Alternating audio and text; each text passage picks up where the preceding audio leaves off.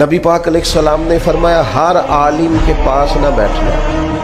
اس عالم کے پاس بیٹھنا جو تمہیں 5 چیزوں سے نکال کے 5 چیزوں میں داخل کر۔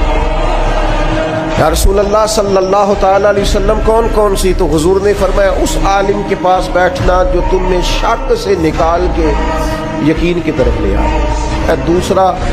وہ تمہیں ریاکاری سے نکال کے اخلاص کے زمرے میں لے آئے،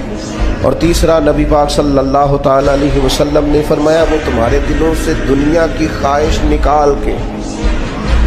اور تمہارے دل میں تمہارے رب جو تمہیں آخرت میں چیزیں دینے والا ہے اس کی محبت تمہارے دلوں میں پیدا کر دے۔ اور چوتھے نمبر پہ نبی پاک علیہ السلام نے فرمایا اس شخص کے اس عالم کے پاس بیٹھو جو تمہیں تکبر سے نکال کے عاجزی کی طرف لے جائے،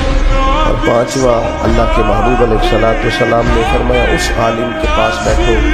جو تمہیں دشمنی سے نکالے اور خیر خواہی کی طرف لے جائے، جس کے پاس بیٹھنے سے عداوتیں نہ بڑھے